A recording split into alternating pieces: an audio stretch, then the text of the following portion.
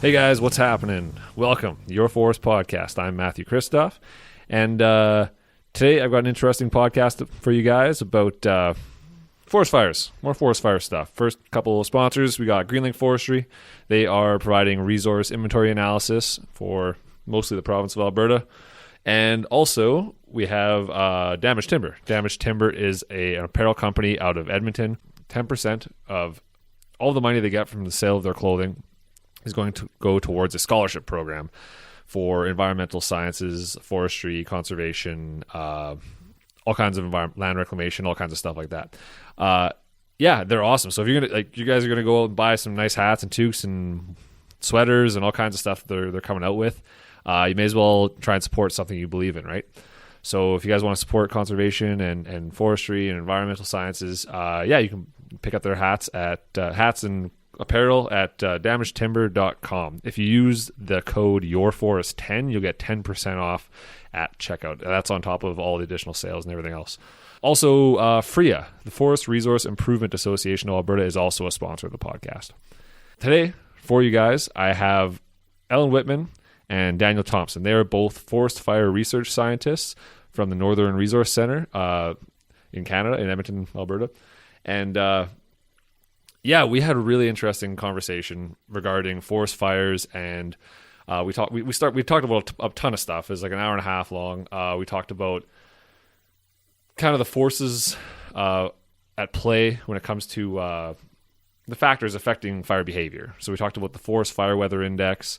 So that's all of the things that they measure in order to tell how fast a fire is going to spread, how deep it's going to burn, all kinds of different stuff. We talked about burn severity. We talked about the Fort McMurray fire a lot at the beginning and a lot near the end. The last half an hour we talked a lot about Fort Mac Horse River fire. We talked extreme lengths about a lot of different stuff. So you guys are interested in finding out details regarding the research being done on forest fire behavior and forest fire indices in Canada, you can check this podcast out. It's a really good one.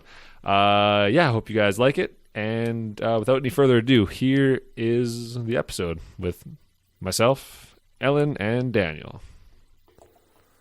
So I guess one way I was thinking to start it off, the other day I was listening to a podcast. It was the Rogan Experience, I'll be honest. So it's two comedians talking about it. They're not really going to get perfect environmental information there, but just kind of to start things off, they were talking about the California fires and stuff, and how those are running rampant and they're big and being kind of I guess not well spoken in the art of firefighting and all that kind of stuff. But they were under the assumption that we can just all come together and like everyone grabs a tool and we all like have at it as a whole society and a community, and we can take care of this. It'll be great. It'll be awesome. And it's like, that's really like thoughtful. That's very positive. Good thinking, but like, no, these things are a force of nature, right? And they're like, they can't be stopped like that. So I think that's like a huge misconception that people have with firefighting, right? Like I know, like I was in Slave Lake. I grew up in Slave Lake, so I have family members who lost houses and stuff in that. And then talking to the firefighters there, and also the firefighters after the Fort Mac fire and that. People, I mean, they're obviously get mad about, their house burnt down. They want to blame somebody, so they blame the firefighters, or they blame the mayor, or they blame whatever. But people don't really understand the idea that this is a force of nature. Like, it's literally nature's blowtorch. Like, you're not gonna stop this thing, right? So, yeah, it's just an interesting dynamic thinking about the fact that it is that force of nature and getting people to understand that, right? And I think actually before Fort McMurray, I think it was harder for people to visualize in their mind the intensity of what a really big boreal wildfire really looks like. Yeah. And I think a combination of that dash cam footage that you saw. Yeah. And then some of the other sort of iconic footage of, cars in the ditch in the median of the highway and this, seemingly infinitely tall smoke column. Yeah. I think that really helped put the size and the scale and the intensity of those fires in the context of an F-150. Yeah. And I think people didn't realize that before. And even I found it really interesting. Slave Lake even felt a little bit different. I was working in the Slave Lake region in my PhD at the time. And I remember, reading a lot of media about it, and it didn't have the same the power of the fire wasn't as apparent. And I think one of the things that happens in a lot of our northern fires, so fire happens in Slave Lake, you see a little bit about how intense that fire was. Fort McMurray was really good about showing how intense those fires are. Yeah. And those sorts of fires occur every year in the north. And the 30 seconds of video footage of some northern community being evacuated doesn't do it justice. No. In the same way that, a month of really intense media and that first week or two with the nonstop loop of media footage really actually helped drive the message that once these fires are that size, no number of community members in a pick and a shovel are going to do anything. And in fact, it's not safe to work around it. And I think that, so some of the visuals coming out of Fort McMurray really helped inform the public about the how big these fires actually are and how little, when they're that size, we can really actually do about them. And then going into our sort of research, what that means to the landscape, what happens to the ecosystems that are being exposed to this really large, really intense fire. Yeah, no, it's wild to think about because like you said, I mean, when we do firefighting in Canada, like you guys know, we don't even attack the head most of the time, right? Like not if it's a big crowning fire, we don't bother because there's nothing we can do with that. We're just going to put lives in danger and it's going to cause problems. So we attack the flanks and the rear, right, to try and dumb that down. So in case the wind shifts, we don't have another weird shaped fire going off some other direction, right? But I think it's just a big misconception I think people have that like, oh, it's the firefighters' fault, like they weren't there fast enough or they didn't have enough, we're bombers. Not trying hard enough. Well, why are you just sitting there sleeping? Like, come on, like, I don't know, but I feel like people think if you throw enough money at it, you could solve the problem, and there's definitely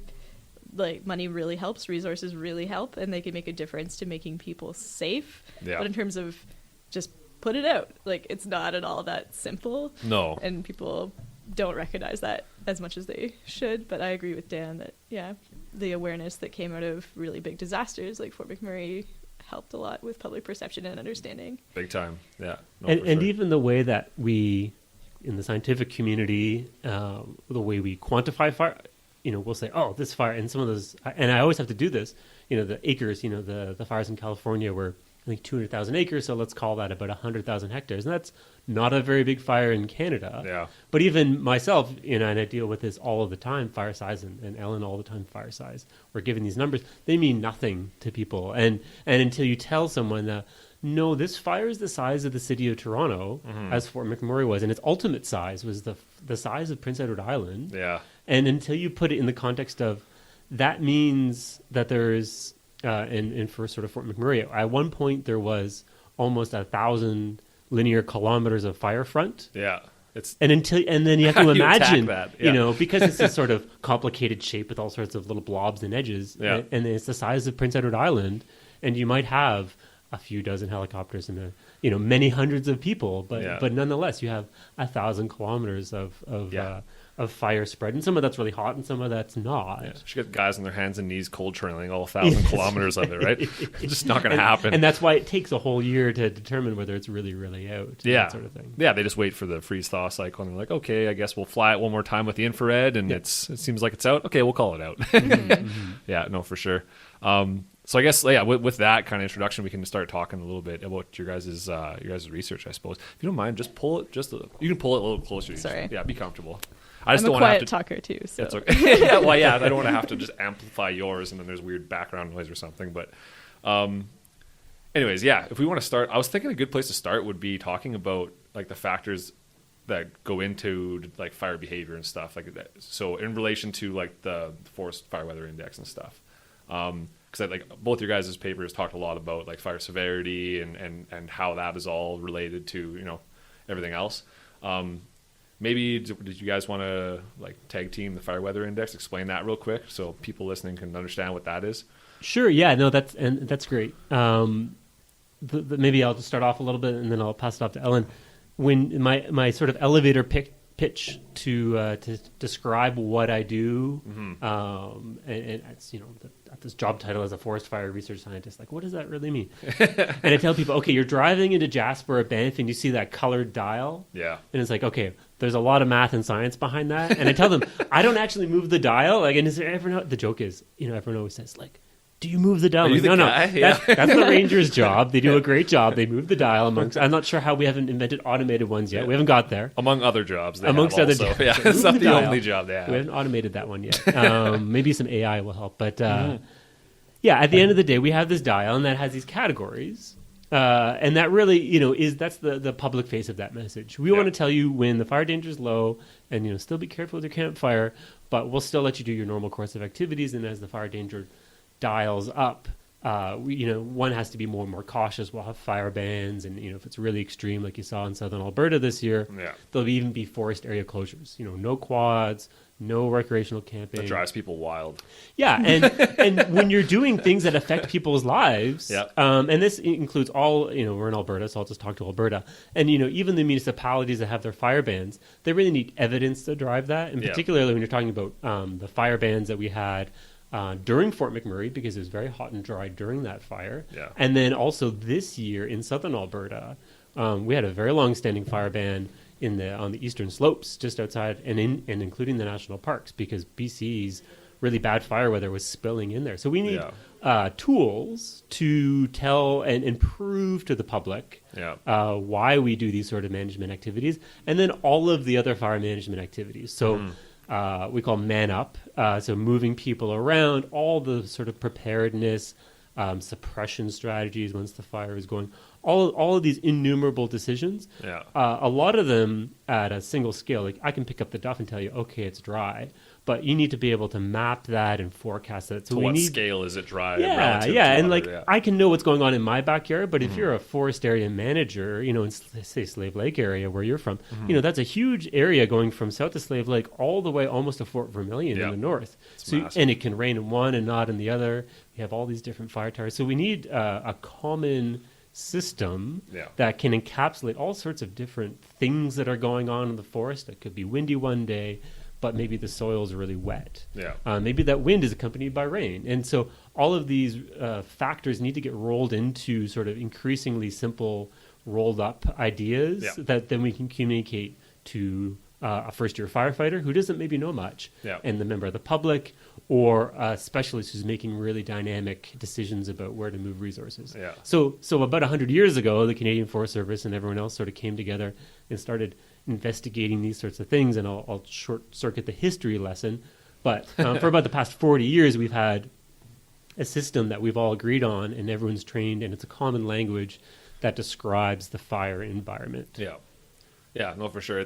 I always thought it was interesting when you simplify all of these things, like fine fuel moisture code and duff code and drought code and all these different areas of dryness, or even the initial spread index. So they take wind, they take relative humidity, they take sun temperature. They take a bunch of kinds of different things, and you boil it all down to like, okay, here's the number. The number is 19 today. Okay, what does that mean? It's like, okay, well, 0 means dry and 25 means, or whatever it is, right? So that even somebody that doesn't know anything about it can look at it and go, okay, that's the scale, it's right there. Okay, that's bad, or whatever, right? If they have it, so it's a pretty, it's a good system we have there. And you were even saying that they use it in New Zealand earlier too. Yeah, I just got back from New Zealand 2 days ago, and I actually made a map that we use in our big sort of conference room in Edmonton in the lab. I made a little map that shows you all the countries around the world that use and it is the Canadian Fire Weather Index system. It's invented by Canadians. And it shows you, New Zealand, they use it in its entirety. And even pretty much all of Europe, all of the European Union countries, they use the fire weather side as well. So it is actually like one Alaska uses it too, and I feel like Mexico maybe as well. Mexico uses a little bit, and the Great Lakes states as well. That makes sense, so it's actually, it's one of those fairly significant sort of scientific exports of Canada. And it's one of the reasons that it gets used is it was an early system. It came about in sort of the early 70s, and so it was one of the first out there. And it's also metric. It's Sorry, a funny Americans. Thing, and I have a lot of great American colleagues, and they do amazing work. And the scientists always work in metric, as they would tell me. But the public face of that system is British thermal units per foot second, and, all sorts of ridiculous units. And so in a sort of scientific perspective, it's really easy for for the fire manager in Spain who uses metric, and they use millimeters and degrees Celsius and kilometers per hour, they can use our system as well. In addition to being a well-designed system, it's also metric. And because it's so focused on fuel moisture, that's part of why it's so transferable as well. It's relevant to fire in a whole lot of different ecosystems and different forest types, because what's really important to flammability and to ignitions and to the potential fire behavior really is how wet are the fuels, how wet are the live fuels, how wet are the dry dead fuels, and so it captures that really well, which makes it transferable to all these different systems. So an FWI index value of 19 might be really high somewhere and it might be not so high somewhere else, but as long as you have it in place in your local region and you get familiar with it and you learn what the indices mean to you in your ecosystem, it's super transferable. Right. And people can look that up too, I think, right? Like it's on, I know at least in Alberta you can just go on the government website and pop in the forest weather or fire weather index, and it tells you all the indices and what they mean. It shows you a map, like it's all colorful and looks cool. It's cool that I didn't know that it was like world renowned for being noticed that like world renowned. I mean, it is the most widely used of any of them. And when you get into the particulars, we have, if we say, okay, it's this hot, dry, and windy, that's the stuff that people use. Right. When you get into, okay, if it's this particular amount of hot, dry, and windy weather in boreal spruce, that's the Canadian part. That's the part that will say, okay. But some of the work that was done sort of from the 60s through the 80s on, okay, I'm in a pine plantation. That's the sort of stuff that gets used in a place like France or New Zealand, where they have pine plantations as well. So, some of the really simple, the actual fuel models that then tell the firefighter how fast the fire is going to go. Those components of those, where comparable, get used across the world as well. That's cool. And it makes it really easy when we're talking among scientists or moving fire management teams or firefighters internationally, then you can talk the same language, and it makes things a lot simpler. Yeah, no, for sure. It's kind of like the Linnaean names, right? It makes things. That's right. Yeah, that's a really good comparison. Yeah, we can always, we'll have the local name. But we'll always have the Linnaean binomial. That's exactly great. Yeah, no, for sure. So, all right, perfect. So we kind of explained that a bit, I guess. Do you guys want to talk about? I imagine you do. Burn severity and kind of what that means. Sure. Yeah, we can talk about that a bit. A lot of the research that I do, I'm really interested in the ecological impacts of fire. So for me, the way I would define burn severity or fire severity, they're kind of synonyms, anyway, they mean the same thing. The way I would define it is ecological impacts from fire to vegetation and to soils as well. So you can think about, are the trees alive or dead after a fire, and how much of the organic soil is remaining, and what has happened to understory vegetation and understory trees as well. So in terms of why it's interesting to me, it has really long-lasting impacts on the landscape in terms of what tree species and what vegetation comes back, and it can also be implicated in shifts from one vegetation community or one tree species dominance to another one. So it has really interesting lasting effects on the landscape and in the forest that we see many years after fire as well. So I think it's really important and really interesting to study, because it tells us a lot about sort of the future of the landscape many years after that fire. Yeah. Well, reading your paper, looking at it, you're saying that it changes the heterogeneity of the landscape and can favor some species over others, right, based on the severity. So I guess, a lot of people don't really understand that the organic gets burnt, right? So they think that you walk into the forest or whatever, and that it's just, they don't realize that after a fire, a very severe fire, that there's 20 or 30 or 40 centimeters of peat, or not peat, but organic matter that's gone, and now it's just mineral soil, and the impact that has on tree species growing back, right? So say we had a really bad fire in let's say it was like a full spruce stand, right? Like a mesic spruce stand, so an upland stand, and it burnt totally, like really severely. It's all just mineral soil now. Like what would be the impacts of that on like the next generation, do you think? Yeah, well, mineral seedbeds generally are actually pretty good for establishment of conifer seedlings. Okay. So for a spruce seedling, it actually makes it pretty likely that the spruce would reestablish, and they're kind of adapted to that with recurrent wildfires. But if we're getting more mesic, more wet, it would definitely be a pretty big shift for that ecosystem to remove a lot of peat or a really, really huge organic layer. And then there's also the impacts of the intensity of the fire as well in the canopy, because spruce are semi-serotinous meaning like adapted to wildfire. And so you can think about jack pine or lodgepole pine that have those really tightly sealed cones that have a lot of pitch and so on, and they need the heat of the fire to open them. So we describe black spruce, not so much white spruce, as being semi-serotinous in that they have these really big cone balls in the top, and it can... the seed viability can remain through combustion as long as it's not too intense. So the level of the combustion in the canopy matters, because if it's too intense, the seed viability over time will, after the fire, is quite a bit lower, and the density of seedling recruitment can therefore be lower as well. Okay. So it's both the overstory and understory impacts that matter. And then although that exposed mineral soil seedbed is really great for reestablishment of conifers, it might also sort of remove a little bit of their competitive advantage, because they are heavier seeded species than some of our deciduous trees like aspen or birch or so on. And those seeds don't establish so well when there's some organic layer remaining.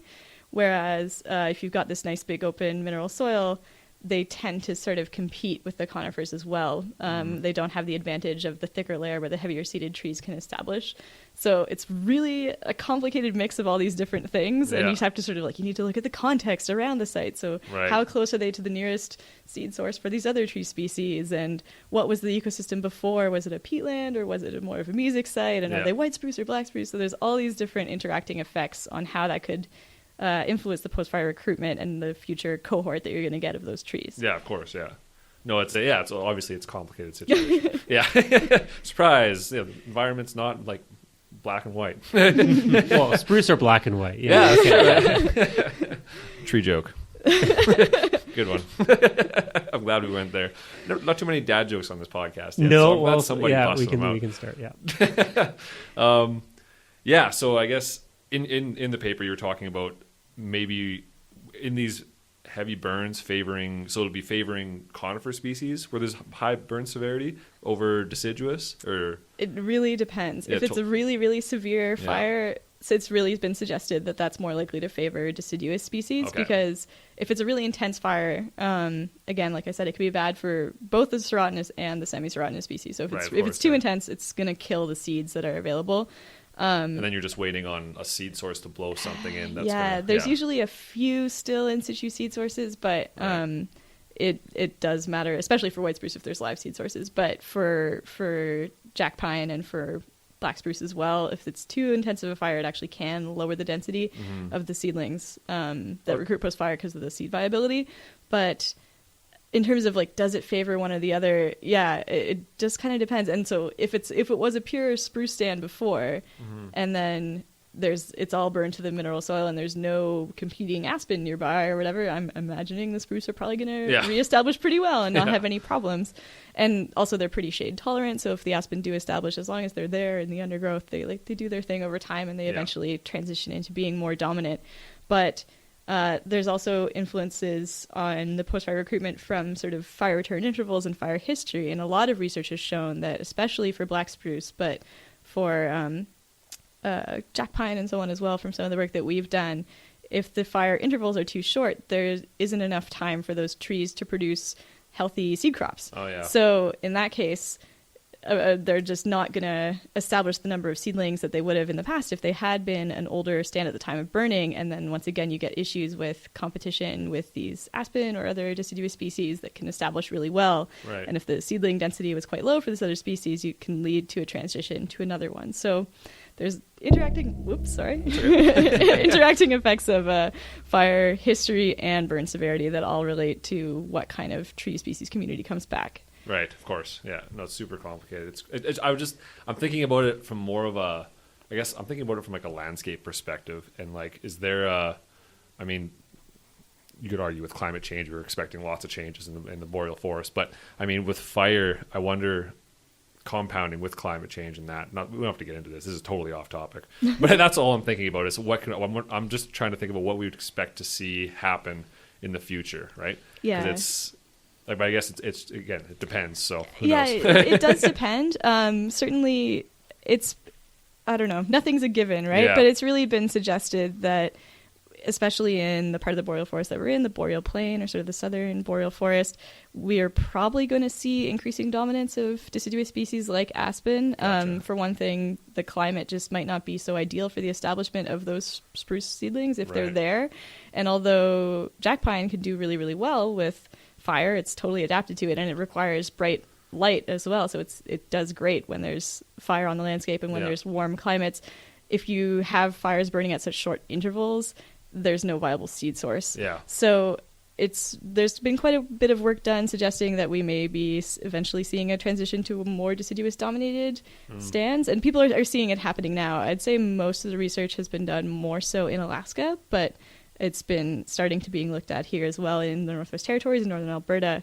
And I'd say we don't essentially know for sure that exactly what will happen, but it's really looking like we can expect more deciduous species, and that fire is probably going to play a role in that on this landscape. Yeah, you'd think so.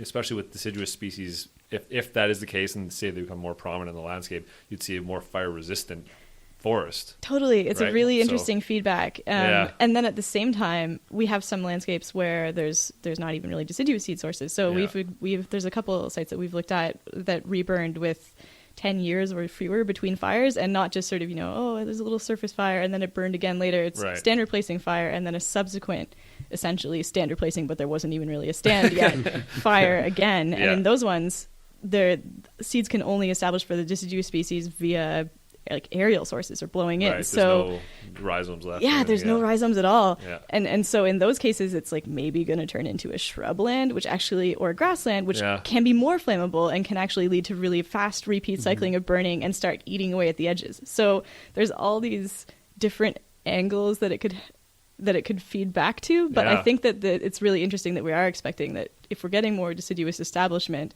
it's probably going to lead to a more fire-resistant landscape. And those shorter intervals of burning are quite rare. So we do know that it takes quite a long time for fuel to accumulate. And so there is a certain resistance conferred by an initial fire to then experience another fire. But climate also plays a role in whether or not those fuels are available to burn, even if there isn't a huge volume. Yeah.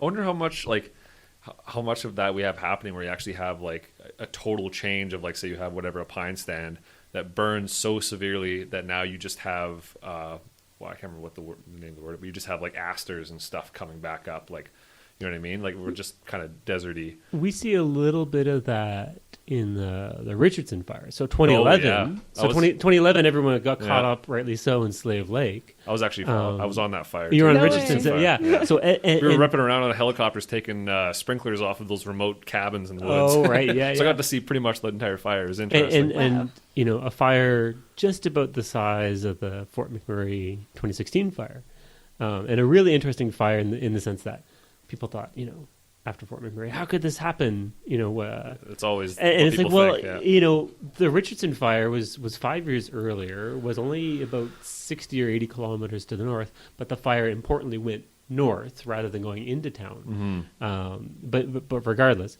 burned a completely different landscape than the area around Fort McMurray is really actually quite beautiful with all the valleys, a lot of really rich white spruce, aspen, mixed forest. Richardson is all sand dunes, and anyone that's been up there quadding or helicopter or whatever you're doing, you notice the amazing amount of sand dunes there. And some work that we did after the 2011 fire showed that in those young stands, so there's a part of that Richardson fire in 2011 actually also burned in 1981. Oh, okay. In one of the other big fire seasons that is long since forgotten, but we had a massive fire year in Western Canada in 81.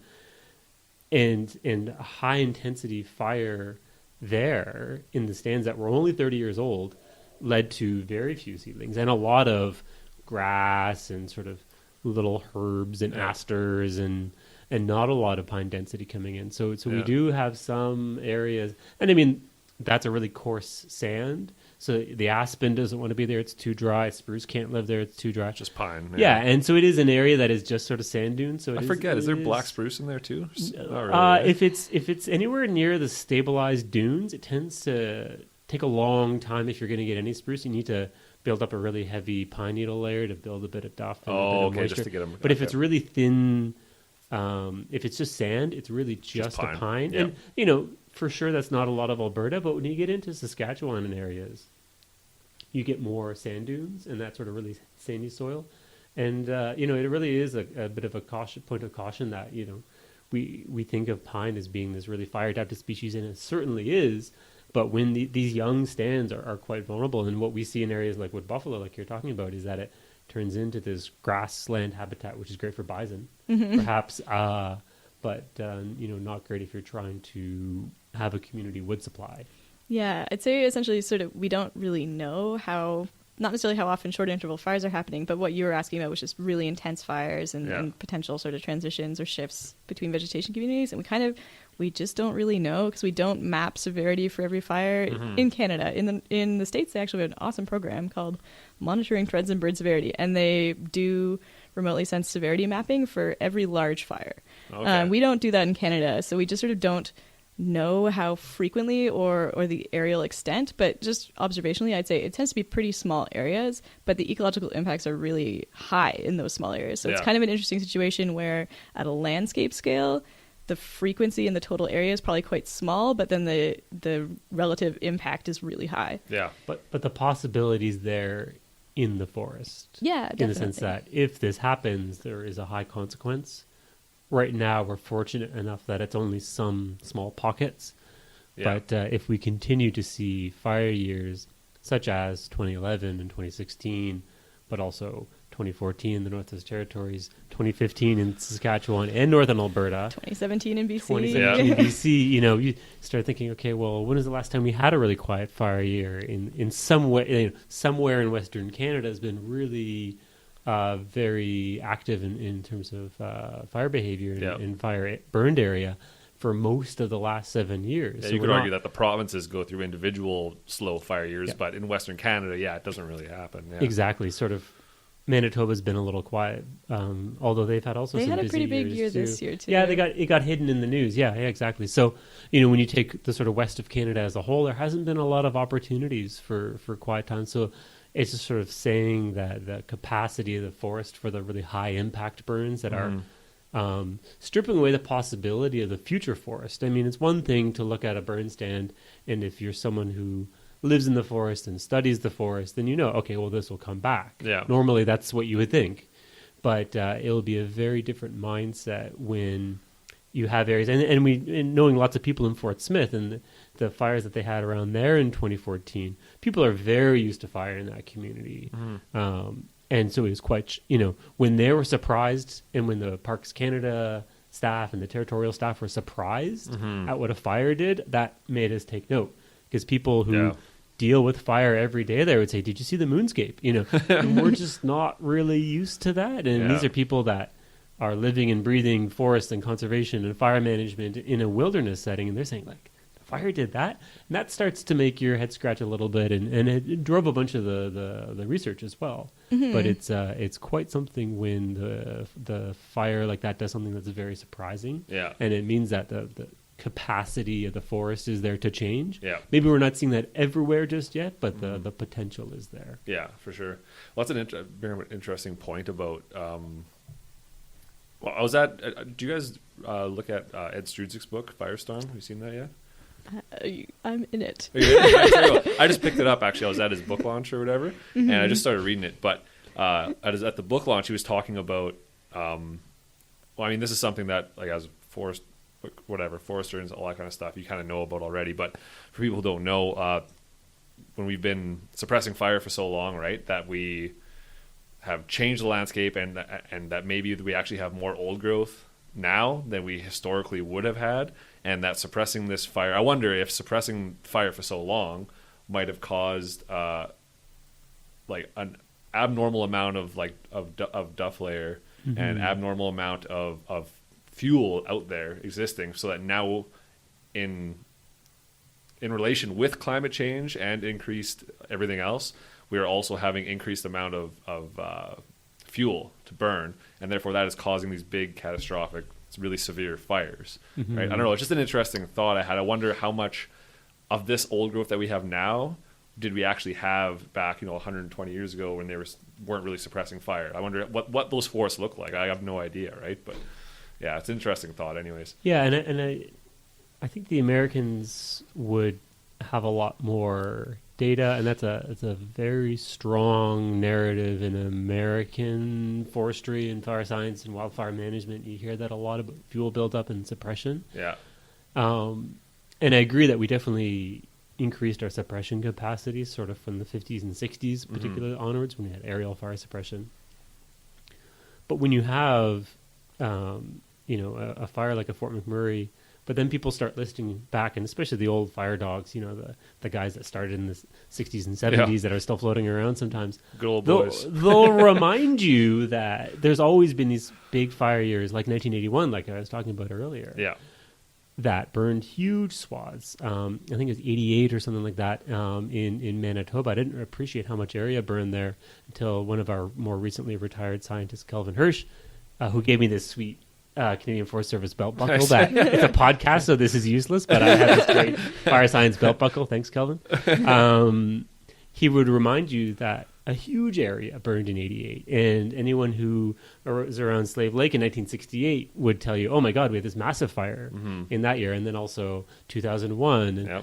And so with our lightning-driven fires, I agree that we definitely can have a fuel buildup at a location, but I don't know if we've ever had our forests grow a lot slower here in Canada, so I'm not sure whether we've had the time between when do we really start effectively suppressing fires, and do our forests really grow fast enough that it's going to make a difference.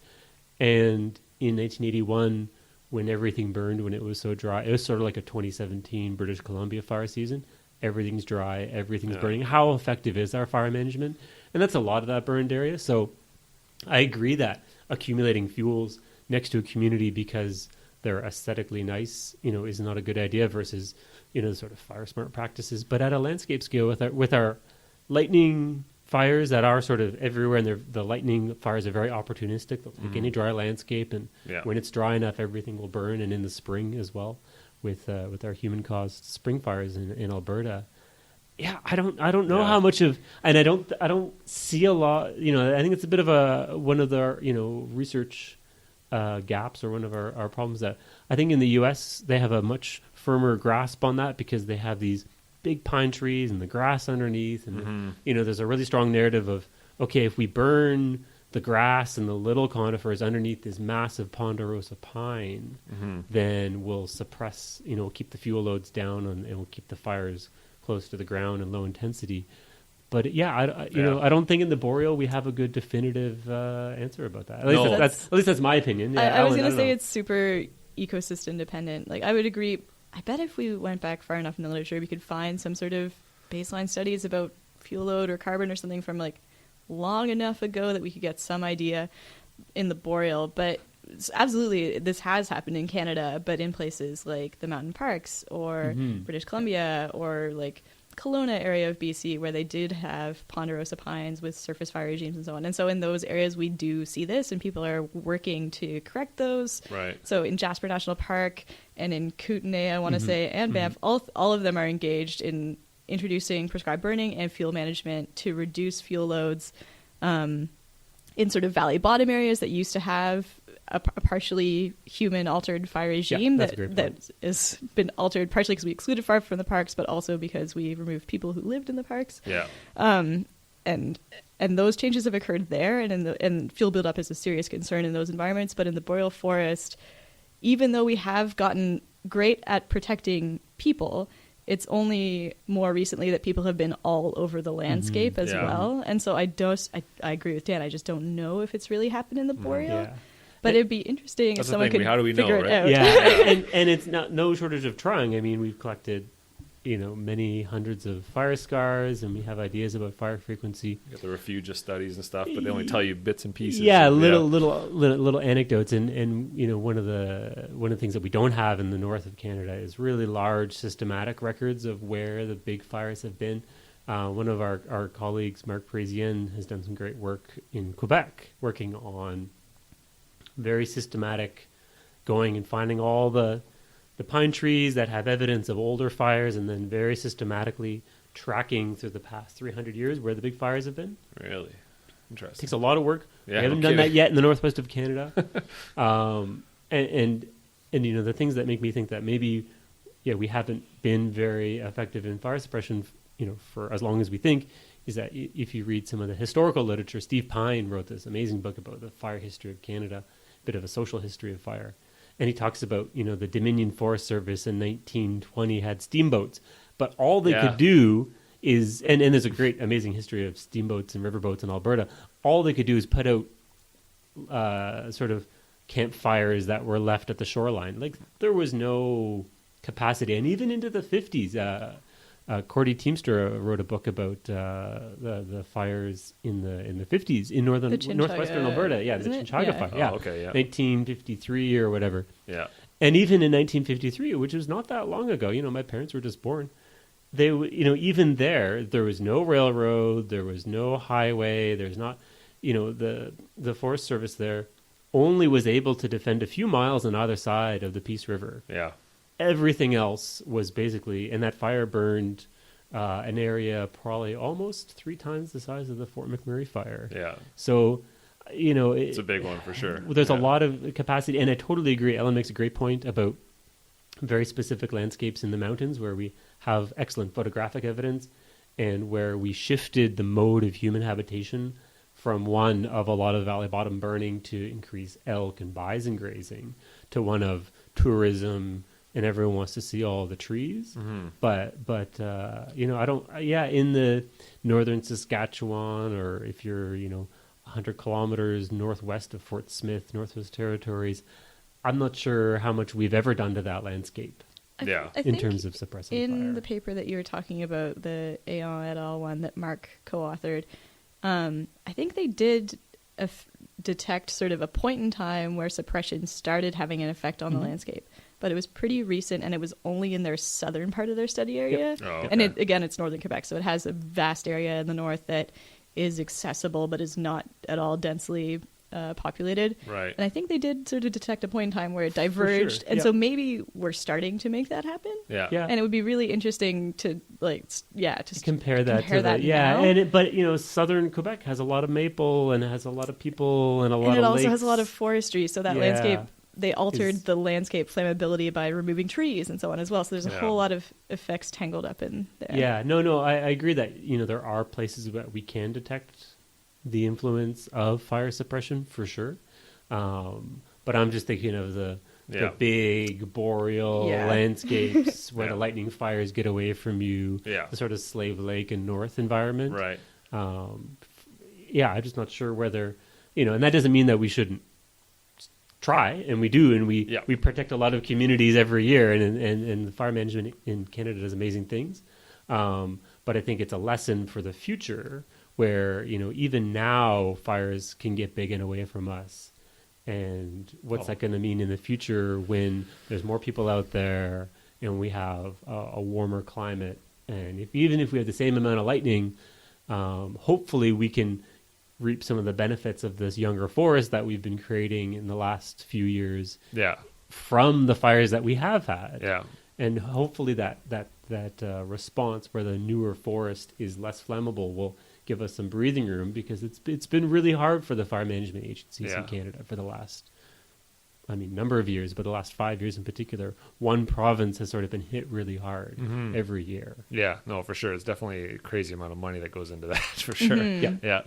But it's just an interesting hypothetical, I guess, is all I was thinking about. But like to your point about forestry, I asked this to who did I ask it to? Was it David Price? I forget. Somebody else that was on.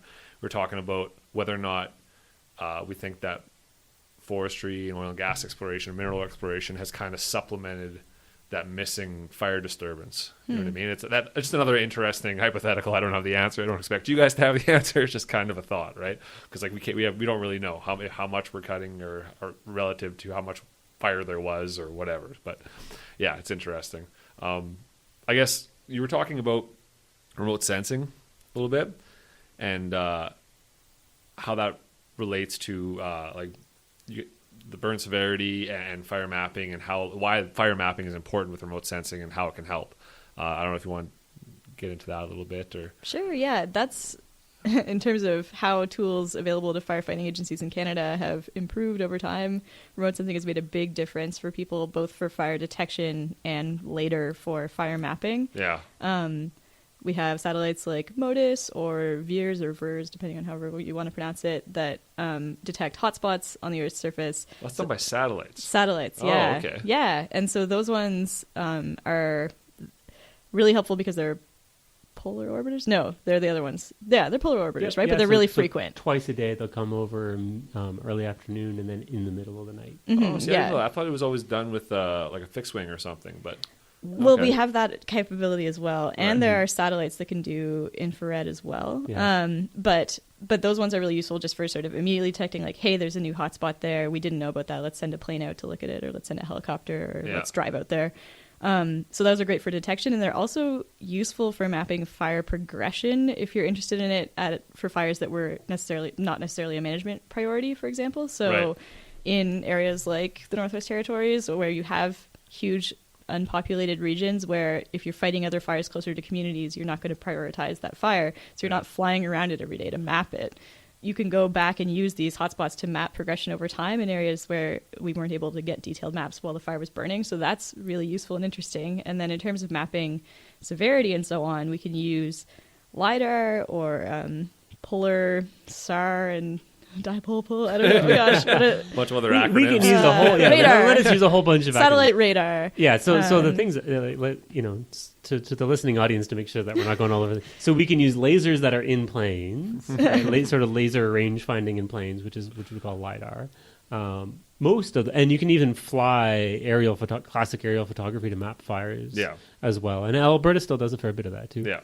Like I said, that's what. Yeah. So Alberta's unique in that they still would, after a big fire, ask an air photo company to fly over and get really, really detailed, and that's where that's when you're mapping the disturbance to high value timber. Yeah. Maybe British Columbia does that, but in the big territories or national parks, we'll just use a satellite that flies over every 2 weeks or so. That will give us maybe 30 meters or 100 foot sort of pixels, and that's good enough for a big fire like that. Oh, okay. So I was say you can use things like that to look at the change or the relative change from pre-fire conditions to post-fire. So with multispectral imagery, you can capture the reflectivity of near infrared and mid infrared, or greenness, or a whole bunch of different metrics. There's soil moisture. There's a lot of things that you can detect from satellites, and you can compare the pre-fire to the post-fire as long as the phenological or seasonal conditions are similar. Right. And you could do the same thing with radar as well. So look at sort of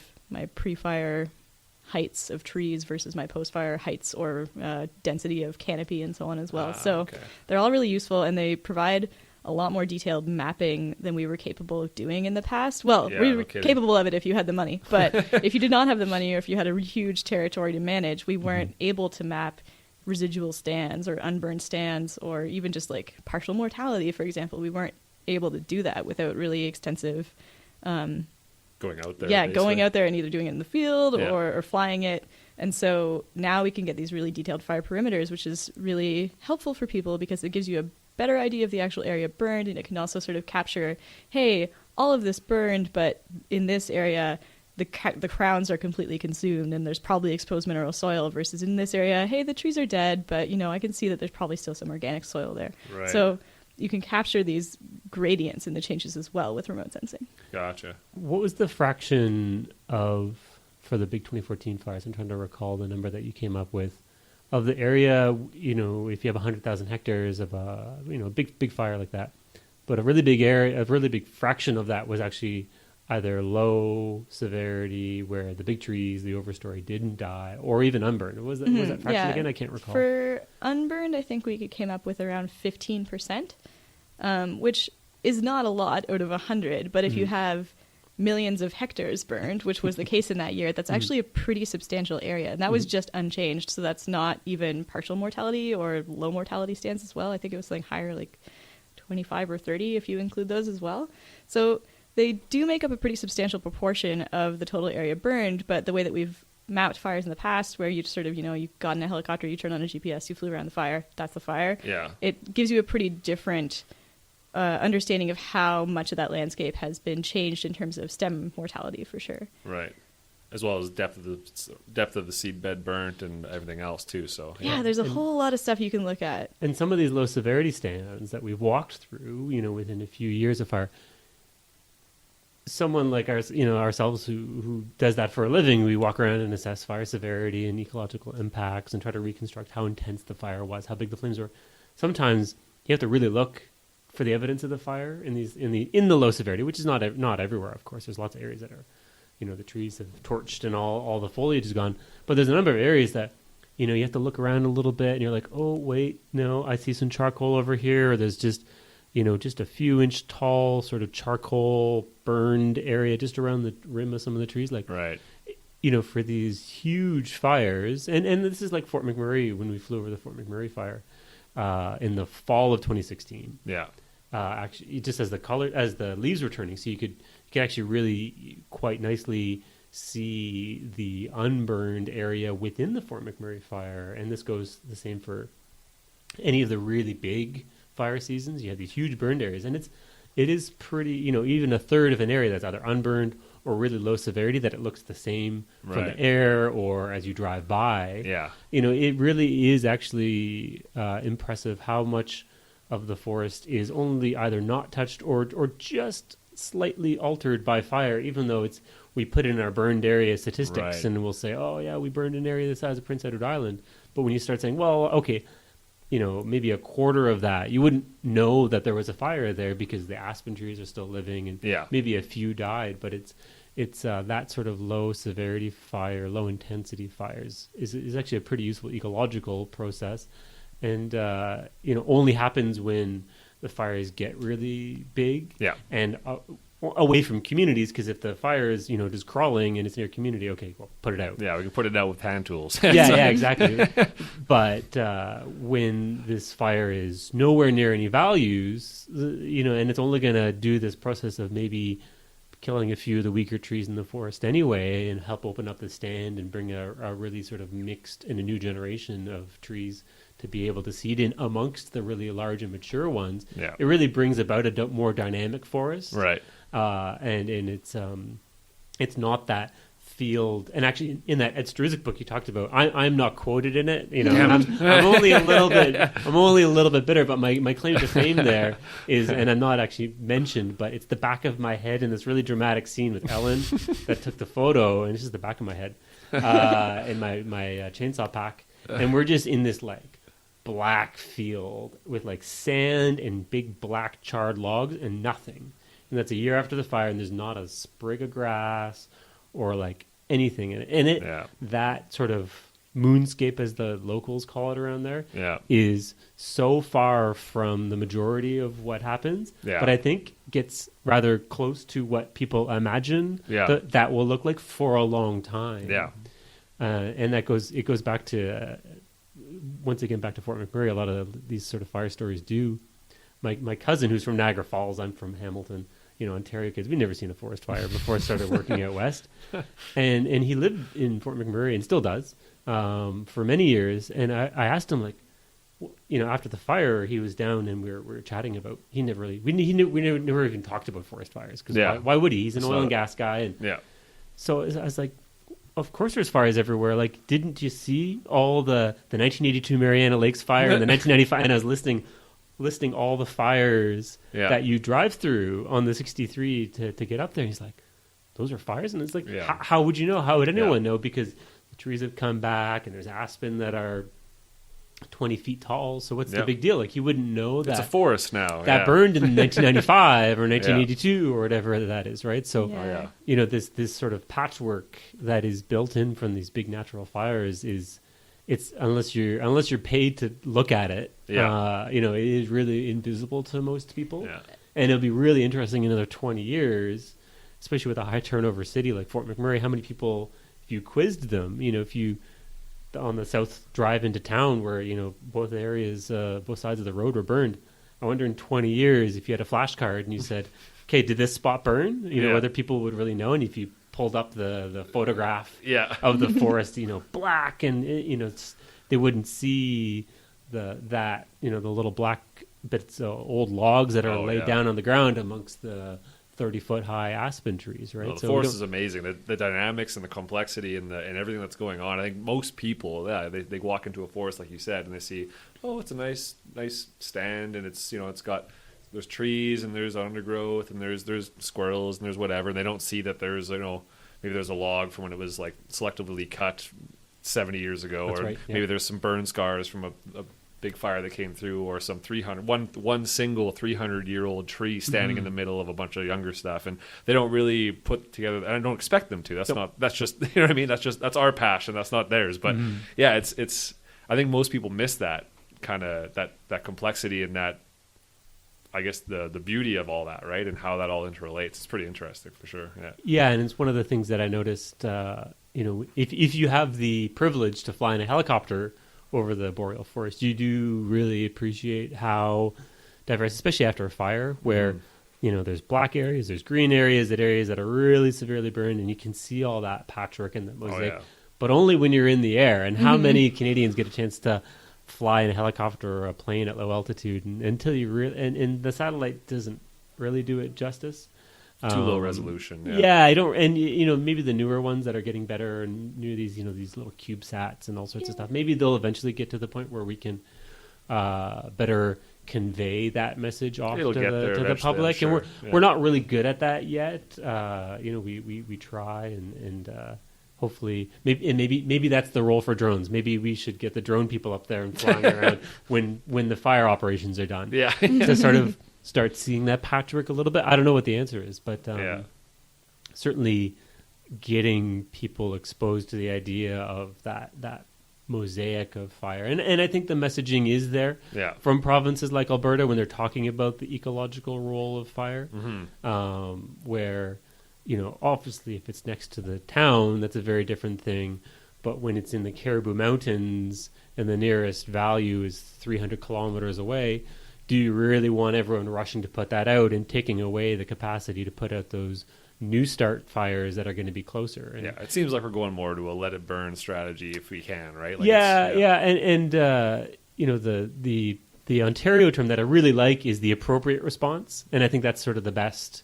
Not only is it most scientific and maybe the best wording, but it really speaks to, we have the tools like the fire detection towers and the aerial patrols and the satellites that help us assess, and we have the tools to say, okay, well, how big is this fire going to get, do we think, given the weather forecast?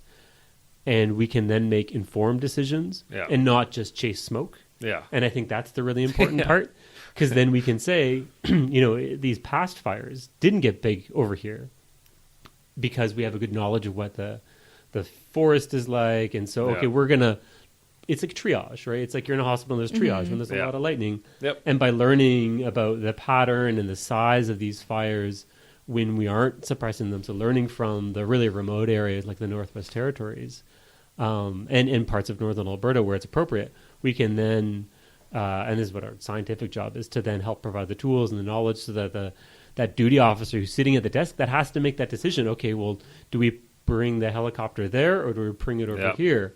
And anytime that we can help them make the decision that, okay, well, this fire is not going to threaten anything for either ever or, the likely, it's going to have to get to a certain point before we're even going to consider it a threat. Yeah. And that gives some breathing room so that the crews can stay on alert to catch that fire that's next to town rather than being off in some remote area. Yeah. And so I think that's the real value of a lot of this northern work is that it helps us look at the natural features of fire, and that can hopefully help bring a bit more confidence for when things get really busy, like in British Columbia, where the resources are limited.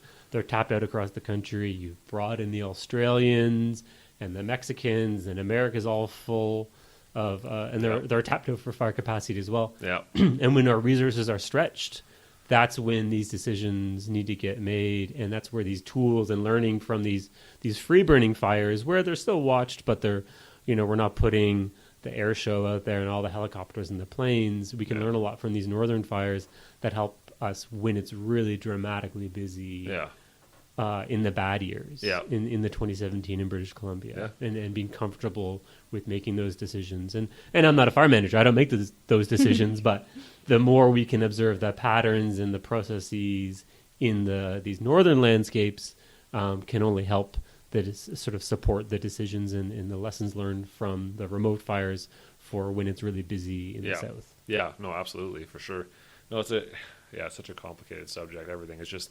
I can't imagine trying to, if you were somebody listening to this episode with like no understanding of fire whatsoever, it might be a bit daunting. Yeah, and I apologize to the listeners. I thought, honestly, when I first started this, I started with the assumption that like the first episode and like slowly I would be like adding information in. So like I don't have to like go back and like explain what ladder fuel is or something, right? But no, it's kind of funny. But anyways, we're coming up on an hour almost already. Man, we're flying. Did you want to talk about the paper, kind of the situation leading up to the Fort McMurray fire and climatically what was going on there and why it was such a crazy fire that just got out of control before they even had time to get it under control? Yeah, and you know, there's a whole narrative about the suppression activities during the fire, and I wasn't there, so if you know, and in the province of Alberta, and actually I think they did a really good job in the case of transparency. If you want to sort of blow by blow analysis of what went on in the Fort McMurray fire, it is public and it came out last summer, and so maybe we can put up the link for that for sure. So I'll spare people the blow by blow analysis. I was there sort of within the week of the fire, helping to sort of look at some of the fire patterns and the fire behavior and stuff like that. And I won't really dive into it too much. You know, I think what people do know is obviously what we talked about earlier, is that really the dramatic sort of scale of the fire relative to the scale of the community. Mm-hmm. That fire went through town in basically a day and then just kept on burning for weeks after. So this fire was so many times larger than the city of Fort McMurray, which is not small. Yeah. But you know what the early narratives, and this is sort of the motivation for this paper that we did write. There was a lot of sort of very natural uncertainty about what the big drivers were of the really extreme fire behavior that we saw. And the reason that I got sent up with the province to join their team and look at fire behavior was that, you know, we thought, these aspen trees, which I don't have any leaves, but they had only just the little buds, the little spring buds, and there was rumors and stuff was flying around, you know, maybe the aspen trees are crowning, and they don't have the conifer foliage, you know, they don't really crown. And so we went up there, investigated that, and what we saw were these, you know, really high intense surface fires. So, you know, not engage, you know, there's no conifers to sort of engage the crown and all that stuff. Yeah. And there was also narratives about, was this drought, you know, because we just come off the 2015 wildfire season, which didn't have a lot of media coverage because, thankfully, it didn't really hit any communities. It sort of burned the areas of northern Alberta that didn't have communities or even really big oil and gas plants. So it was an extremely busy year on the part of the province. Mm-hmm. You know, it was very notable for area burned, the number of these medium, large size fires burning at the same time. And so that was a period of really high fire activity. And then we had Fort McMurray. And so there was a bit of a narrative building about, okay, well, was this a drought-driven fire? And fair enough, because there's a lot of sort of uncertainty and questions at the time of the fire. And so one of the things about having a really big fire in Fort McMurray is that there's lots of people doing not fire-related research around there. Okay. They're studying reclamation of mine sites and the natural environment and a lot of stuff about how to sort of basically do mine recovery in a landscape perspective. How do we plant trees? How do we bring back the wetlands? And in the old, post-mine areas. Yeah, it's a huge area of really active research. Yeah. And part of that is that they have these natural analog sites.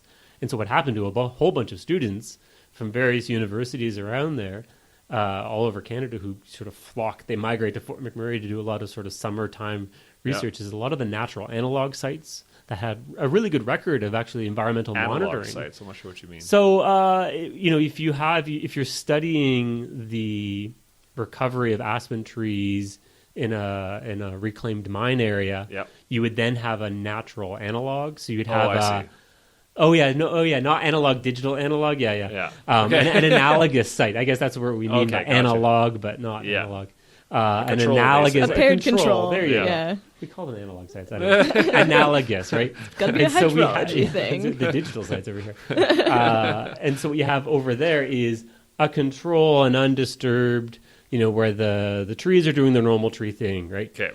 And that's to sort of the normal tree thing. Normal tree stuff. Like moving water, fixing carbon, all that normal tree stuff. And so a lot of those sites that had actually years of sort of continuous monitoring of soil moisture and tree transpiration and all the sort of classic environmental monitoring stuff. They'd actually been monitoring for a number of years, and then they burned over. And normally, when we want to study what the ecological impacts of fire are, not for the stuff that Ellen does, which is more about the trees that are there, we want to study how water moves around in the soil, for instance. You can't just go in after the fire. The best thing is to measure stuff before the fire, have a fire at that exact point, and then reinstall the equipment. Yeah. We don't really get to do that because you don't know when the fire is going to be. What do you mean you're not going around setting fires? No, or you the information? And we have prescribed burns, but it might be 10 years before you have the weather opportunity, or 5 years. So it's really inefficient. Yeah. And so we have this we call natural experiment, basically, where a lot of these monitored sites then burned over. Right. And what that really helped us do was answer some of the questions about how drought-driven was the Fort McMurray fire. And that's really interesting learning about, okay, we have one fire season, and what's the hangover into the next? Because we had a lot of fire in Alberta in 2015 into the fall, and then how much of that fire because of drought, because of drought, and then how much of that carried over into 2016. Right. And so in this paper we studied, had this poor student who'd never seen a fire before. He's another Southern Ontario kid like me. Yeah. And then I just knew the research group overall, and the guy's research site burned over. Yeah. So I remember meeting him in a cafe in May of 2016, at the end of May, and I was like, okay, we're going to turn you into a fire scientist. So, so the lead author, Matt Elms, we basically tried to reconstruct what the sort of soil and water and the drought environment, the drought status of the environment that we can infer from these really detailed measurements of the soil and water environment. And sparing all the details, what we had is soil moisture and snow surveys of how much snow there was and all the precipitation records. And so what we're actually able to find out was that 2015, that was a really big fire year in Alberta, driven a lot by a really strong drought through the fall of 2015. And then something like 40, I think I read like 42% less precipitation generally over the winter. Yeah. So, but that's an average. the fall, going into the winter of 2015, 2016, we had a good amount of snow early on. So that wasn't so bad. We actually had a decent amount of snow in the sort of November, December, January. But what really knocked the fire danger back up wasn't the lack of snow. We had an average-ish sort of snowfall in the early winter. The late winter in the spring of 2016, so the sort of March and April in particular, was very warm. And we lost what decent snow we had earlier in the year. And we actually saw, because we had the instruments in there, really strong drying early in the year, before we're even doing a lot of measuring. We don't start up a lot of these weather stations, and the fire towers don't start up until the 1st of May or something like that. And so we needed this sort of this monitoring to show that under the right conditions, and it was an El Nino year, and that drove a lot of the weather patterns that allowed for really early snow melt and then really strong drying really early in the year. And so the sort of crux of this paper goes around to say that it wasn't so much a hangover of the 2015 drought. We had a good pulse of snow earlier in the that helped recover the soil moisture, but then the sort of March and April, that early spring conditions were extremely dry. And so the fire danger ticked back up, not as a hangover of 2015, and we're really fortunate that we got some snow in the sort of late fall of 2015 or in Christmas time. We did get some good snowpack that replenished the soil moisture a little bit. And then all of that just disappeared in the spring of 2016. Earlier than normal, and in a really quick rate. And so we lost all that snow. And so what it really tells the lesson of is that we need to make sure that we're monitoring the snowpack environment, particularly in these El Nino years where we know by November, December that it's an El Nino year. And so that really says that we should be doing a closer monitoring of the snowpack and the soil moisture. And these snow surveys and stuff, Alberta does a great job of monitoring snow, but they say, okay, we're going in mid-March. Yeah. Well, there could be nothing left. Could be gone, and so and we don't have really good tools about monitoring drought in the sort of late winter, early spring.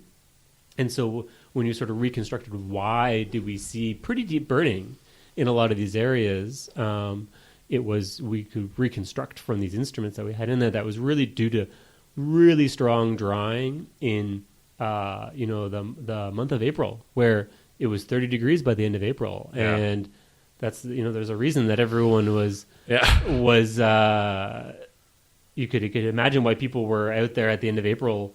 They weren't snowmobiling at the end of April. They were quadding at the end of April because it was 30 degrees and the humidity was 10%. And so the whole crux of that paper was to really take a deep dive into, okay, well, we had this really big fire. And of course, strong winds, hot and dry, but, was it a carryover of that 2015 drought? No, actually worse than that. It was a whole new dry period that occurred early in the spring. And right. And to be really aware of that, and that when you get those days when the days are long and it's very, very dry, we can get a lot of drying packed into just a few weeks and have an early start to the spring fire season as a result.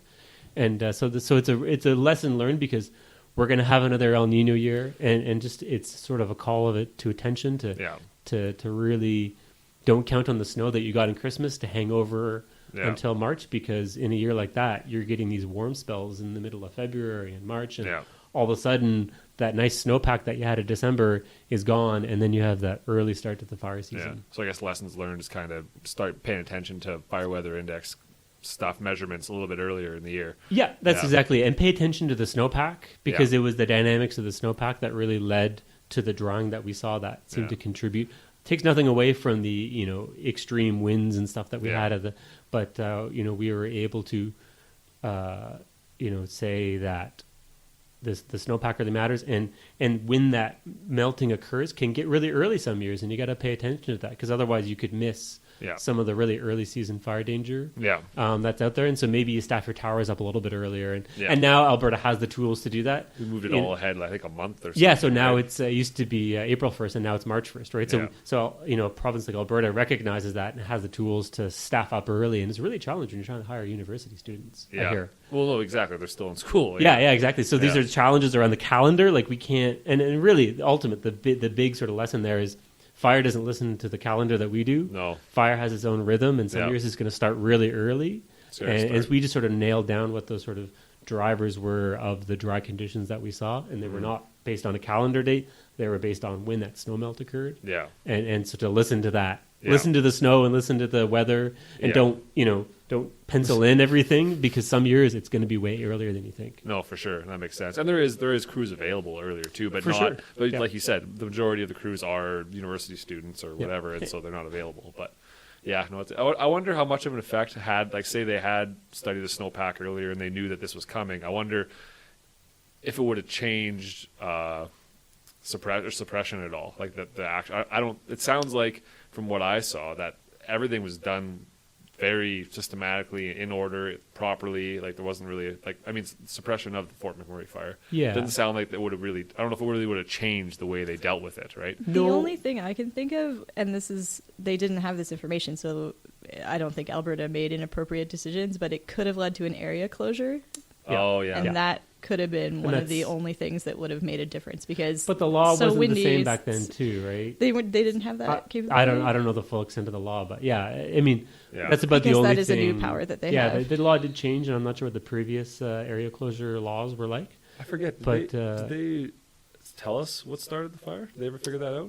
I think the official word is that it's still under investigation, I believe. In the Slave Lake fire, weird. Yeah, I think the Slave Lake fire officially has a cause. The flat top complex does. Oh, but the Slave Lake fire does not. Right, so the one up on the hill outside of town, but not the town fire. That one I know why, but the one in town, they don't. Yeah. No. In the CNFDB, in the Canadian National Fire Database, it still says unknown for Fort McMurray. Yeah, that's fair. I mean, don't they sort of disclose in the reports that There was the public report says there's no lightning.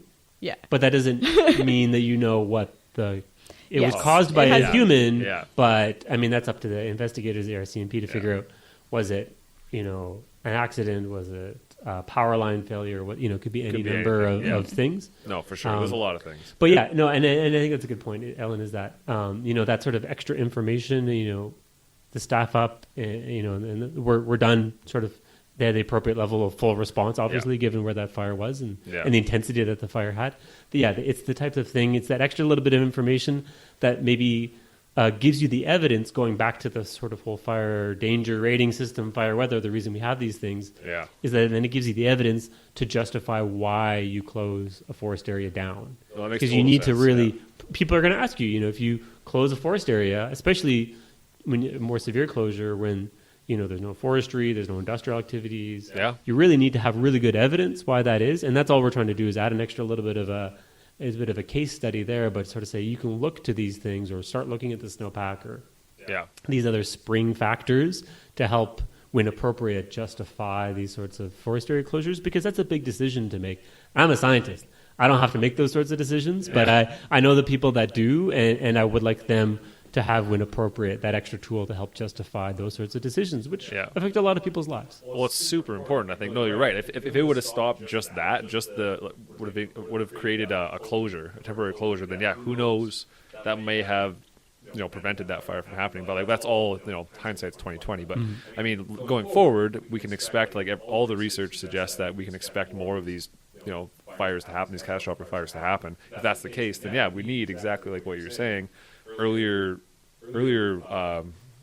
verification of these indices and knowing when the snowpack's melted, and we can close things down when we need to. And I don't really think that's happened a whole lot in the past, and it seems like it's going to have to become a new norm. We might be seeing a lot of closures of areas in the springtime, in May specifically, where most of these catastrophic fires seem to happen. Right? No, that's entirely right. And the more we can anticipate these, and that spring fire season is dominated by human ignitions, and almost all of them are accidental, right? Of course, we don't have it's a lot of arson. No, we don't have a lot of arson, but it's people going about their lives, and maybe they're not, and you see, and this comes out in the messaging, check the muffler of your quad, don't park your truck under tall grass if it has a catalytic converter, all of these things, but it's one more tool in there to say, okay, it's really dry, guys, so let's dial this back. And unfortunately, you can't be in this forest until we get a bit of rain. And it's too bad, particularly when it gets into recreation. And Southern Alberta was that this year. I was going to say, you can almost, again, if an event doesn't happen, it's really hard to learn from it. But you could almost point to this summer in Alberta as a success of introducing area closures and looking really closely at drought and fire weather indices, because they had a lot of closures and really huge man up in Southern Alberta. And so that's a lot of cost for the province. But they didn't really have the fires arrive because they were so successful at preventing people from starting fires. And sure, we have lightning, which causes fires as well, but it kind of could have been a really second disastrous season in Southern Alberta this year, and it wasn't, because they had a big success with implementing closures and keeping it in front of people's minds and in their awareness as well.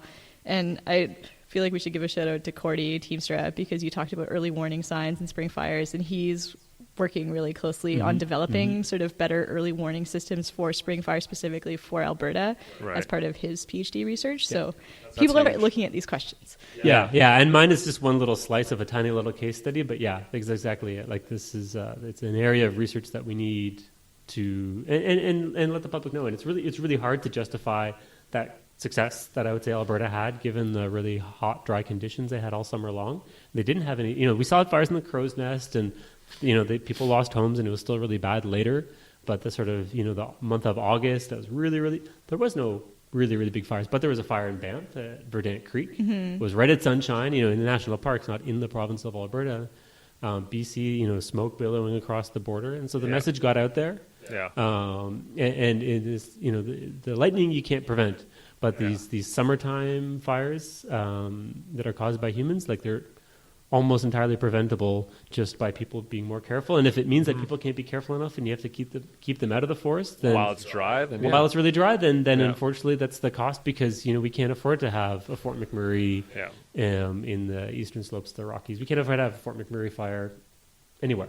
well, I can just see it now already too. Like speaking to what you were saying, it's hard to justify what didn't happen, right? I could see the OHV community blowing up about like, oh, we can't go out there because you guys keep shutting it down or whatever, and nothing ever happens. It's like, yeah, because you're not out there or whatever, right? Like, not necessarily trying to single out the OHV community, but I'm just saying, like you said, it's hard to point to people and be like, look, like,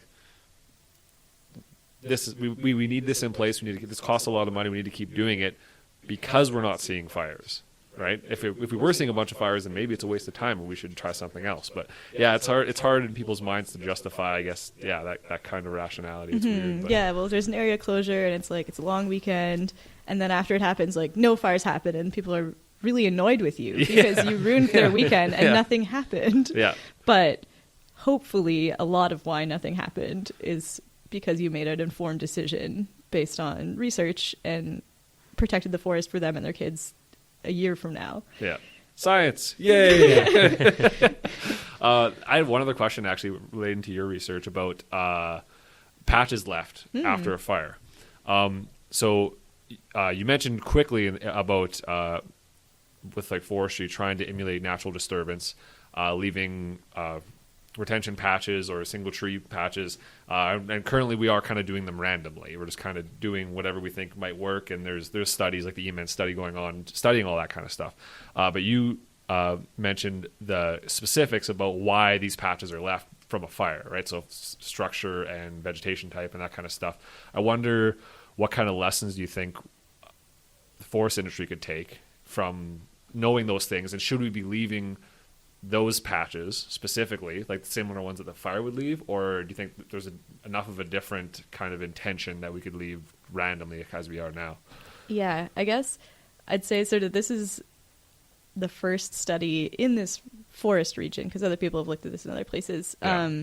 And actually that's not totally true, because a lot of people have done land cover studies, but they haven't tied it necessarily to structure in terms of what determines residuals or remaining trees after fire. Yeah. So it's still kind of preliminary to really be prescribing, you know, if the tree is this big or whatever, you're not going to cut it because the fire wouldn't do that. But I think that we can learn from it, because if we assume that the landscape is adapted to these recurrent fires and they've been happening ever since trees reappeared after glaciation, we can expect that if we're trying to make our disturbances more similar to a natural one that disturbs the largest area in the boreal forest, that it probably makes sense to move towards something like that. Yeah. I think it would be expensive and a lot of work for people to have to do even more detailed planning, because like you said, right now it's maybe not totally random per se, and obviously high value things and specific habitats and so on are protected. It's not totally just like I drew a wiggly line, right? But to a certain extent it is kind of just like I made it shaped wiggly, depending on like if you're doing like strip cuts or something. It's just kind of the strip location is kind of random, right? But there's it's not totally random, but it's not.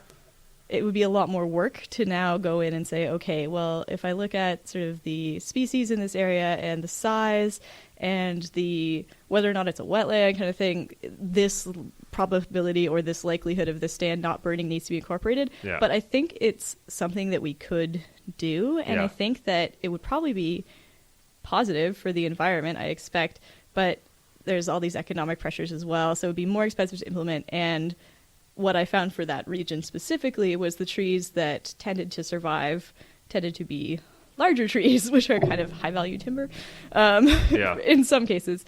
And then also wetlands, which are actually pretty low-value timber. So maybe that's a good finding. But, I guess that's kind of a wishy-washy answer. But I think it's a positive thing that we could work towards. And I think it's just important to know that if we create residual stands with our harvesting and expect them to function like natural ones, and yet we don't consider what we know about how those natural ones are formed, it's probably not going to produce the exact same habitat or the exact same outcome for the environment that we were expecting. Yeah. And I also feel like I should point out it totally depends on the ecosystem you're in as well, because other people have looked at structure of residual stands in other parts of the boreal forest in Canada, and their finding was the opposite, in that smaller trees so I found that large basal areas tended to be an indicator that a stand was more likely to survive, and they found that small basal area was an indicator. But in their case, it was sort of wetlands were low productivity, so the trees were smaller, so it was really wet. So they were using structure as an indicator for topographic context or site moisture. But it depends where you are. So that's another level of complexity that you then would have to account for, where you're going to need all your specialists to be super regional. And I think it's a really complex problem. Of course. But I think that... Aren't they all? Yeah, but I think that it's just really important to know that it's not necessarily totally random. Right. And I think just having that knowledge is still a step in the right direction to possibly implementing a more refined system, or at least like recognizing that we can't expect to accomplish exactly what a fire does. No, it's not replicating fire, it's emulating natural disturbance. We're just trying to make it seem more like a natural disturbance. It's not going to be fire per se, right? Yeah, exactly. But if we can make it more similar, and if we want to do that maybe in a really special ecological area that still has active harvesting, or if it's something like we're interested in reducing fire risk through fire smarting, and we're going to do that by harvesting in an area, that if we can do that really carefully and recognizing the actual drivers on the landscape that make these stands survive, it's good to know and can be implemented down the road, I think. Yeah, no, for sure, that makes sense. And I think like the good thing is with forestry, I think it's moving more into we've always taken into account environmental factors and trying to do right by the environment and sustainability, right? But I think you're right. Like the economic impact is huge because it's not a really high percentage. There's not a lot of revenue to be had, right? It's a pretty tight industry. But I think as technology moves forward and our capacity to do these things moves forward, I think we're going to be getting better at it. I think you're only going to see forest management plans get more specific and considering these types of things more and more and more and more, and down the line in 100 years, I imagine it's going to be quite a bit different than what we do now. We'll be trying to emulate natural disturbance in a very specific way, and I wouldn't be surprised to see forest management companies actually cutting timber that way and leaving bigger ones. Because they don't really selectively cut anymore, right? They just kind of cut what's in the cut block, what's laid out in the stand, and I wouldn't be surprised to see that they change their strategy a little bit in that way. So it's just an interesting thing to think about. I wonder. I'd be curious to see a study that shows how those things, how they relate, right? But I guess it would take us 100 years to get that study figured out for rotation times and everything else. And it's impossible. But I feel like people are working on it, like Ellen McDonald, who you interviewed a while ago, and EMEND and other experiments like that for sure. But I totally agree. The technology is there, and we're getting, with remote sensing, more and more detailed structural maps of forest characteristics that can be incorporated into these plans. And we don't. I think a lot can be done with vegetation inventory and imagery and so on. But if you don't have the money, or if you're managing a vast area, there's a lot available to you now that wasn't in the past that can be used to help make those decisions.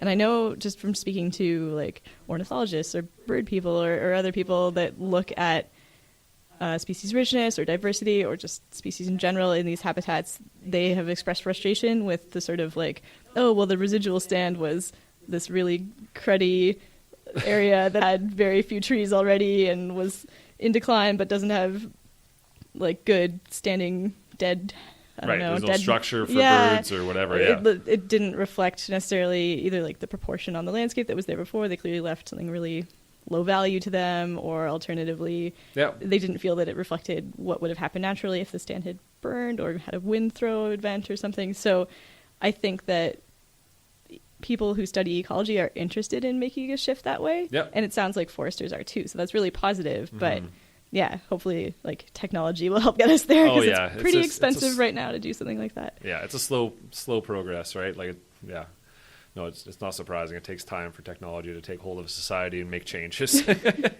Man, we are flying through time. Sorry. No. This is what it is. It's just crazy how fast these things go by. So, in the interest of not making this a 3-hour podcast, I have like so many other questions that I wanted to ask. But do you guys individually have any like kind of final thoughts, anything you wanted to get off your chest about research you had or anything like that? If not, that's okay too. We can wrap this thing up.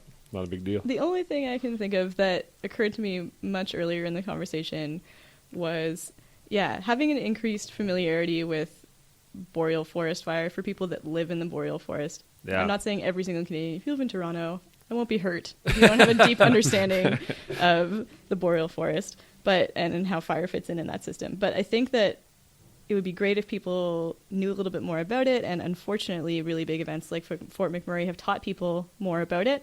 But I think part of the problem that we have with people understanding fire and sort of looking at a burned landscape and not saying, oh, it's devastated, the forest will never come back. And you've said this in some of your podcasts about clear cuts, for example. Like, you look at it and you're like, it's ruined forever. Yeah. But, if it's been planted, or even if it hasn't been planted, trees come back. And I think part of the disconnect is just sort of the lifetime of a forest versus the lifetime of a human. Yep. So when you see a fire on the landscape and it's already trees again, and you aren't trained to recognize that shift in the structure or that age cohort, you're just like, well, that's a forest. Or alternatively, when you experience a severe fire near your community and it destroys your favorite recreation area, I'm doing air quotes now, which is, again, useless on a podcast. It can be really hurtful to you because you're so emotionally connected to this landscape, but the trees necessarily don't have the same perception as you, neither do the plants, neither do all the birds. But you aren't necessarily going to be around 50 years from now to see it return to what it was. Yep. So I don't necessarily have a solution to this, but I think that sort of the lifetime of a forest versus the lifetime of a human, that to a certain extent they line up. We're living longer and longer. Yeah. But I think that kind of is part of the struggle that people have to understand fire on the landscape and not see it as a devastating threat when it is personally a risk to you. Yeah. But how it affects the landscape is different. Yep. Yeah, and if you're a black-backed woodpecker who specializes in burned forest and eating the little longhorn beetles that are attracted to fire, then you think fire's the best thing. Yeah. And if you're a really old white spruce tree, maybe you try to avoid fire. So that's okay too. And I think every organism in the forest, the morel mushroom would argue very much in favor of fire. And I would argue, my stomach would argue in favor of morel mushrooms. Yeah. And every organism in the forest has a different way of living with fire. Some avoid and some embrace. And, when you spend a lot of time looking at that whole range of, how many post-fire recruitment specialist little understory plants do you see that you don't really appreciate until you break down this forest floor to a square meter at a time, and you notice that little geranium seed that we now see as a sprout has been there for 60, 70 years, waiting for that fire. And so you realize that every organism in the forest has its own way of living with fire, and humans do as well. Yeah. And, in a landscape like most of Alberta's forested areas, that fire is, like you said, it's been there since the glaciers retreated, and we're newer. The way we do forestry and the way we do agriculture and the way we do communities is newer than fire, and we're still learning the ways to sort of adapt and live with it. Yeah. No, for sure. I think people misunderstand that the forest isn't static, right? They think, oh, well, it was this nice, beautiful old-growth forest. Why can't everything be old-growth forest? Like, because that is not biodiverse, that is not healthy, that is not a number of things, and the forest doesn't work that way. Yeah, it's hard for people to get that across. I know with, like, down south especially, like Castle Mountain area, or like, say, Spray Lakes FMA, or like some other areas like that, where people can see burns and they can see cut blocks and they can see these things and they think, this is a travesty, like, this is all burnt, this is all cut, this is horrible, right? But they don't understand that temporal nature of the forest. It's like the forest is not temporal, but the stands change all the time. The forest is constantly changing. It's not a static thing. It's always changing. So yeah, no, those are good points for sure. Awesome.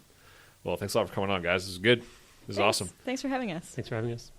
Well, thanks a lot for listening, guys. That was really good. Don't forget to rate and review the podcast. Leave a comment. It really helps me understand what you guys like, what you don't like. It's good information for me to know. Rate and review. Tell your friends. Share it on Facebook and Twitter and Instagram and all that good stuff. It all helps. And thanks a lot for listening, guys. We will see you next time.